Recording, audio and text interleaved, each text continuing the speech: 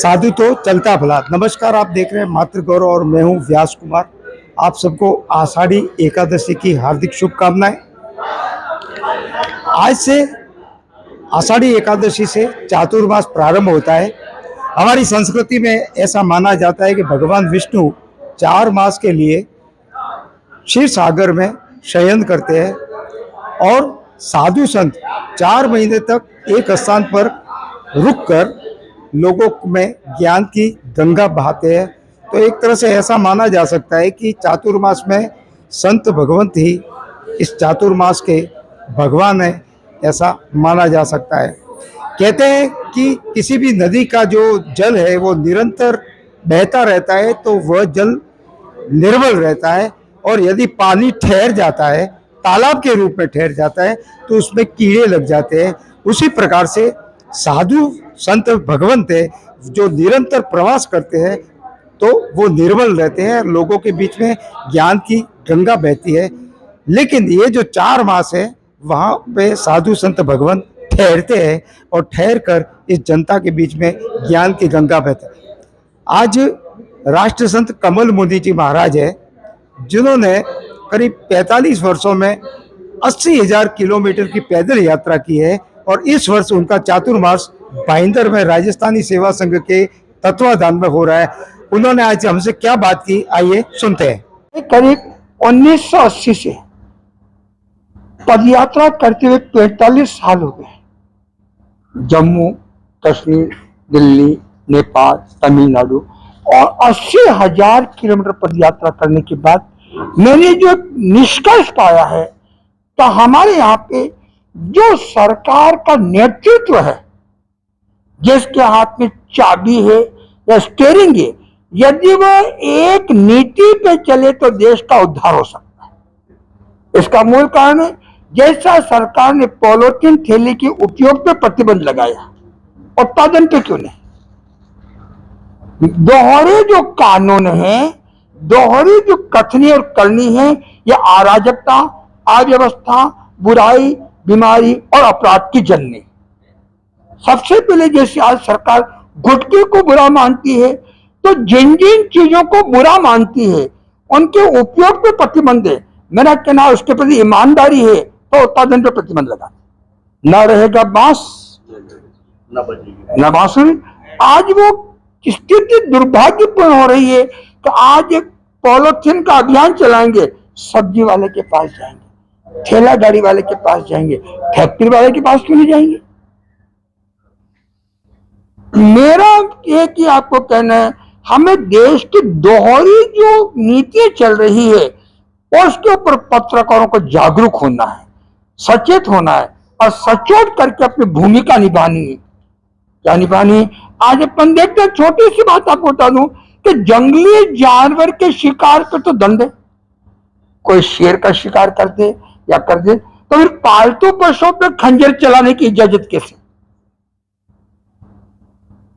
यानी प्रकृति का प्रत्येक प्राणी पर्यावरण के अंदर अपना ऑक्सीजन से महत्वपूर्ण योगदान देता है। इसलिए हमारे यहाँ पे पृथ्वी में भगवान की कल्पना की, जर्रे जर्रे में खुदा की कल्पना की, पहाड़ पर्वत और नदी के अंदर भगवान की कल्पना की। ये रहेंगे तो हम रहेंगे। हमारा जीवन किसके ऊपर टिका हुआ? प्रकृति के ऊपर। आज हरे वृक्ष की डाली तोड़ना अपराध है, तो पशुओं पे खंजर चलन की इज्जत कैसे? किसी भी प्राणी को कत्ल करना पर्यावरण कानून का कत्ल करने के समान। यह चीज हमें अच्छी तरह से, क्योंकि पेड़ नहीं रहे तो हम नहीं रहेंगे, पानी नहीं रहा हम नहीं रहेंगे, आने वाला विश्व युद्ध होगा तो पानी के लिए होगा। अब सरकार जल शुद्धि की बात करती है और प्रदूषण फैलाने वाले कारखानों को परमिशन ही देते। आज गंगा में देख के आया हूं, गंगा का पानी सैकड़ों गंदे नाले उसमें जा रहे हैं, यहाँ तक कि कत्ल खानों का खून गंगा में जा रहा है।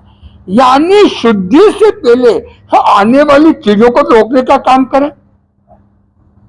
हमारा जब तक प्रशासन और सरकार और पत्रकार चाहते एक दिन में समस्या को हल कर सकते हैं। आज देश में निगाह टिकी है तो न्यायालय और पत्रकारिता दो अभी आशा के केंद्र हैं। जिन्होंने अच्छे अच्छे को तिहाड़ जेल का रास्ता क्या कर दिया। क्योंकि अपनी जो स्थिति, आप भी इसके अंदर सोचें कि आज जहरीली गैसें, जहरीला पानी, फैक्ट्रियों का, कारखानों का पीने लायक पानी नहीं बचा है। तो हमारी सरकार क्या चाहती है? जहरीला पानी पिलाना। अभी मिलावटी दूध की बात कर रही सरकार।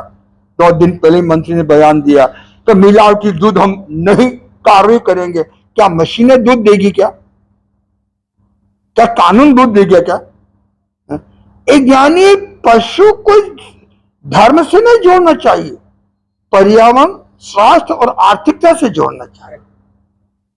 जब मैं आगरा में था, 8000 मुस्लिम बंधुओं का सम्मेलन लिया, तो मैंने कहा मीठी सेवैयां यूरिया के दूध से बनाओगे, निरमा पाउडर से दूध बनाओगे, या आप कास्टिक सोडा के दूध से बनाओगे? सुप्रीम कोर्ट खुद कह रही, सुप्रीम कोर्ट 30% दूध नकली आ रहा है, सिंथेटिक मावा, नकली घी। तरी इंसान खोखला हो गया तो सब किसके लिए? जितना पैसा सरकार का इलाज में लग रहा है, जितना उत्पादन में नहीं लग रहा है। तो आज कीटनाशक दवाइयां आ रही हैं। पंजाब कृषि विभाग कह रहा है तो मां के दूध में 25% डीडीटी जहर आ गया है।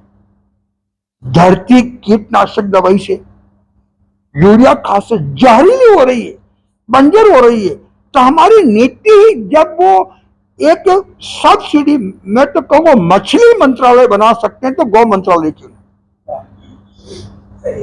मेरा पत्रकारों को कहना, चुनाव सामने आ रहे हैं, यदि वो मछली मंत्रालय बना सकते हैं, कुक्कुट मंत्रालय बना सकते हैं, सुअर के लिए सब्सिडी कर सकते हैं, तो गाय के लिए सब्सिडी क्यों नहीं? बहुत बड़ा बहुत बड़ा क्वेश्चन। यानी अवैध भूमि पे एकड़ पे कब्जा हो रहा है लोगों का, गोचर भूमि। सुप्रीम कोर्ट का कहना है, सुप्रीम कोर्ट का, कि गोचर भूमि पे सिर्फ पशुओं का अधिकार है। और आज हजारों एकड़ जमीन पे भूमाफिया कब्जा करके बैठे। तो सरकारें सुप्रीम कोर्ट के आदेश की अवहेलना कर रही है, आदेश का अपमान कर रही है। या तो गोचर भूमि खाली कराए या नैतिकता के स्थान आधार पर सत्ता से इस्तीफा दे। कहीं न कहीं तो इस चीज को सोचे। मैं नहीं, मेरी पीड़ा बोल रही है। क्या बोल रही है? यदि अब नशा बंदी की बातें करते हैं और शराब का लाइसेंस खुद देते हैं, आतंकवाद से भी नशा अनंत गुना ज्यादा खतरनाक है। आतंकवादी 2, 5, 10 लोगों पे हमला करते होंगे, लेकिन नशा लाखों लोगों। आप एक तो गौ माता को लेकर विषय, दूसरा विषय आपका आतंकवाद। आप सब पशु संवर्धन की दिशा में आपके माध्यम से किए जा रहे हैं और कई जेलों में भी आपके माध्यम से गौशालाएं चलाई गई है। ऐसी कितनी जेलें हैं जहां आपके माध्यम से गौशालाएं खोली गई है? और दूसरा प्रश्न, आपने आतंकवाद के बारे में कहा, पिछले 35 वर्षों से लाखों आतंकवादी और निर्दोष लोग मर गए हैं। सरकार की ये ढुलमुल रवैया रहा है, जिसके कारण आज भी आतंकवाद भारत पर हावी है। हमारे सरकार को उसका जवाब देने के लिए सीमा पार नहीं जाना चाहिए। देखिए, हमारे तुष्टिकरण की नीति इसके जिम्मेदार है। जब कंधार कांड में आतंकवादियों को न छोड़ते, जिन जवानों ने जान पे खेल के आतंकवादियों को गिरफ्तार किया, उन्होंने अब, जैसे गृह मंत्री रूबिया की लड़की, जान तो सबकी बराबर है। यदि उस समय आतंकवादियों को रिहा न करते तो आज बुरे दिन देखने को मजबूर नहीं होना पड़ता। मेरा एक क्वेश्चन है, ये सवाल अधूरा रह गया कि आपके माध्यम से कितनी जेलों में गौशालाएं चल रही है? मैंने देश के 70 सेंट्रल जेलों में गौशालाएं चालू की है। अभी आपके इंदौर में भी है, थाने में है, इरवा में है। और ये एक बेन फिल्टर प्लांट है। जब वो कैदी दूध निकालते हैं तो कोरोना के वायरस का बॉडी में संचार होता है। जब बछड़ा खिलाता ट्रेन छलकता है। 40% कैदियों के विचार में परिवर्तन आ गया है। मैं पहले कोंडवाड़ा थे, हर गांव में, कहां गए वो गायों को? और जब गाय पशुधन रोड पे घूमता है तो स्वच्छता अभियान का जनाजा निकलता है। हम कानून से बात करेंगे और ट्रैफिक कानून का उल्लंघन होता है। तो उदारता ही विश्व शांति का सूत्र है, नहीं तो लोहे लोहे को क्या कर रहा है। हाँ जी। श्री श्री रविशंकर जी के नेतृत्व में बेंगलोर में एक सर्वधर्म सम्मेलन हुआ था, जिसमें करीबन 48 देशों के धर्माचार्य वहां उपस्थित थे। उस सम्मेलन का निष्कर्ष क्या निकला, क्या देखिए, चिंतन हुआ उसमें? मैं तो क्यों सभी धर्म गुरुओं को दो बिंदु पे काम करना चाहिए, एक तो पर्यावरण, एक स्वास्थ्य, एक भाईचारा। जो भड़काऊ भाषण देते हैं वो धर्मगुरु हो या नेता हो, उनके खिलाफ सरकार को कड़ी कार्रवाई करनी चाहिए। और पहला मंदिर मस्जिद से जितना प्यार है उतना ही धरती माँ के साथ सोतल व्यवहार है हिंदुस्तान।